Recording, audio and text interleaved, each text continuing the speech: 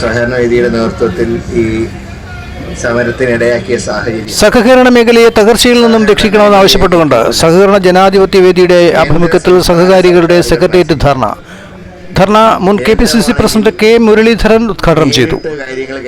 കരകുളം കൃഷ്ണപിള്ള അധ്യക്ഷത വഹിച്ചു.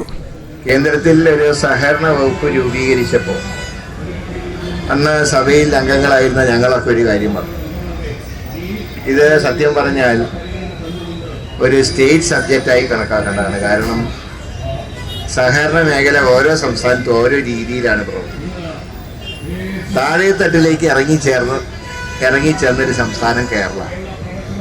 നിങ്ങളൊരു പൊതു നിയമം കൊണ്ടുവരുമ്പോൾ സർക്കാരിന്റെയും കേരള ബാങ്കിന്റെയും പിടിപ്പുകേടും സഹകരണ വിരുദ്ധ നിലപാട് മൂലം സഹകരണ മേഖല ഗുരുതരമായ പ്രതിസന്ധിയിലൂടെ കടന്നുപോകുന്നുവെന്നും കേരളത്തിലെ സഹകരണ മേഖലയുടെ അസൂയാവഹമായ വളർച്ചയുടെ അടിസ്ഥാന കാരണം സഹകരണ മേഖലയിൽ ജനങ്ങൾക്കുള്ള വിശ്വാസമായിരുന്നുവെന്നും ജില്ലാ സഹകരണ ബാങ്കുകളെ തകർത്ത് കേരള ബാങ്ക് ആരംഭിച്ചത് ഈ തകർച്ചയ്ക്ക് ആക്കം കൂട്ടിയെന്നും പ്രാഥമിക സഹകരണ സംഘങ്ങൾക്ക് കേരള ബാങ്ക് അന്യമായി മാറിയെന്നും വായ്പകൾക്ക് പലിശ കൂട്ടുന്നതിന് കോസ്റ്റ് ഓഫ് ഫണ്ട് എന്ന ന്യായം പറഞ്ഞവർ വ്യക്തിഗത നിക്ഷേപങ്ങൾക്ക് പലിശ വർദ്ധിപ്പിച്ച പ്രാഥമിക സഹകരണ സംഘങ്ങളെ പ്രതിസന്ധിയിലാക്കിയിരിക്കുന്നുവെന്നും ഇതിനൊക്കെ RBIയെ കുറ്റപ്പെടുത്തുന്നവർ തന്നെ RBIയുടെ വായിൽ തലവെച്ചുവെന്നും സഹകരണ ജനാധിപത്യ വേദി ആരോപിച്ചു.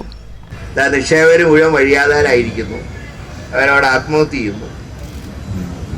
അപ്പോൾ അവർ ചെയ്യുന്ന, അതായത് കേന്ദ്രം കൊണ്ടുവരുന്ന നിയമത്തിനെ സാധൂകരിക്കുന്ന പ്രവർത്തനങ്ങൾ ഇപ്പൊ കേരളത്തിൽ നടക്കുക. ഇത് ഇവർ തമ്മിൽ അഡ്ജസ്റ്റ്മെന്റ് ആണോ എന്ന് വരെ സംശയം. ഇപ്പൊ കേരളത്തിൽ നടക്കുന്നുണ്ടാ? നമ്മളൊക്കെ ഇത്രയും കാലം അഭിമാനം കൊണ്ടിരുന്നത് സഹകരണത്തിൽ നമ്മൾ 1ാം സ്ഥാനത്താണ്, എത്രയോ ആളുകളെ സഹായിക്കുന്ന പ്രസ്ഥാനമാണ്, ഇതൊക്കെ ശരിയാണ്. പക്ഷെ ഇപ്പൊ കേരളത്തിൽ ആദ്യം കരുവണ്ണൂർ ബാങ്കിലാണ് ബാങ്ക് കൊള്ള നടന്നത്. ലാഭത്തിൽ പ്രവർത്തിക്കുന്ന ബാങ്ക് കൊള്ളയടിച്ചാണ് മാർക്സിസ്റ്റ് പാർട്ടി. നിക്ഷേപകരെ വഴിയാധാരമാക്കി പലരും ആത്മഹത്യ ചെയ്തു. സംസ്ഥാന കേരള ബാങ്കിന്റെ ചെയർമാൻ പറഞ്ഞു, ഞങ്ങൾ കോമ്പൻസേഷൻ കൊടുക്കാനൊന്നും പേടിക്കണ്ട, ഞങ്ങൾ വേണ്ട സഹായം ചെയ്തതാണ്. അപ്പോഴാണ് റിസർവ് ബാങ്ക് പറയുന്നത്, നിങ്ങൾ എന്ത് കണ്ടിട്ടാണ് സഹായം പ്രഖ്യാപിച്ചത്? ഇപ്പൊ നിങ്ങൾ അങ്ങനെ തോന്നിയ പോലെ നടക്കാനുള്ള പഴയ സംസ്ഥാന സഹകരണ ബാങ്കൊന്നും അല്ല. നിങ്ങളിപ്പോ കേരള ബാങ്കാണ് ഞങ്ങളുടെ കീഴിലാണ്, പൂർണ്ണമായിട്ട് ഞങ്ങളുടെ നിയന്ത്രണത്തിലാണ്, ഞങ്ങളാണ് കാര്യങ്ങൾ കൈകാര്യം ചെയ്യുക. അവസാനം ഒരു നിക്ഷേപകനെങ്കിലും സഹായിക്കാൻ പറ്റിയോ കരുവണ്ണൂർ? അതിന്റെ ശ്വാസം വിടുന്നതിന് മുമ്പാണ് തിരുവനന്തപുരത്ത് കണ്ടോള ബാങ്ക് ഇതേ രീതിയിൽ തന്നെ കൊള്ളയടിച്ചു തകർത്തു. ഇപ്പൊ നിയമ സഹകരണ ബാങ്ക് അതിന്റെ സമരം മറ്റന്നാൾ ഇവിടെ നടക്കുകയാണ് ഇതേ വേദിയിൽ.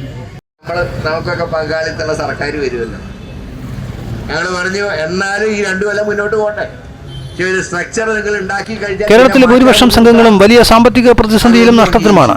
അതിന് പരിഹാരം കാണുവാൻ സർക്കാരിന്റെ ഭാഗത്ത് ഒരു സഹായവും ഇല്ല എന്ന് മാത്രമല്ല, സംഘങ്ങളുടെ സമ്പത്ത് കവർന്നെടുക്കുകയാണെന്നും ഈ പ്രതിസന്ധിയിലും അധികാരത്തിന്റെ മുഷ്കുപയോഗിച്ച് UDF സംഘങ്ങളെ പിടിച്ചെടുക്കുകയും തൊഴിൽന്യായങ്ങൾ പറഞ്ഞ സംഘം ഫണ്ടുകൾ പിടിച്ചെടുക്കാൻ നിയമ ഭേദഗതി ചെയ്യുകയും ചെയ്യുന്നുവെന്നും സോഫ്റ്റ്വെയർ നടപ്പിലാക്കിയാൽ ഇപ്പോൾ ലാഭത്തിലുള്ള സംഘങ്ങളും നഷ്ടത്തിലാകുമെന്നും ജീവനക്കാരുടെ സർക്കാരിന് ബാധ്യതയില്ലാത്ത ആനുകൂല്യങ്ങളും മനഃപൂർവ്വമായി നൽകുവാൻ അനുവദിക്കുന്നില്ല എന്നും ഈ വിഷയങ്ങൾ സർക്കാരിന്റെ അടിയന്തര ശ്രദ്ധയിൽ വരണമെന്ന് ആവശ്യപ്പെട്ടുകൊണ്ട് സഹകരണ ജനാധിപത്യ മുന്നണി സെക്രട്ടേറിയറ്റ് മുന്നിൽ നടത്തിയ ധർണ മുൻ KPCC പ്രസിഡന്റ് K മുരളീധരൻ ഉദ്ഘാടനം ചെയ്തു. KPCC general secretary M Liju മുഖ്യപ്രഭാഷണം നടത്തി.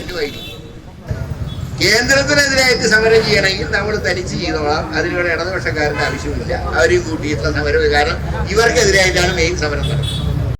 ഈ കൊള്ളക്ക് ഞങ്ങൾ കൂട്ടുന്നു.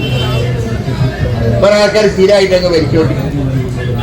കൊള്ള പറഞ്ഞപ്പോ ഇത് ഞങ്ങൾ അംഗീകരിക്കില്ല.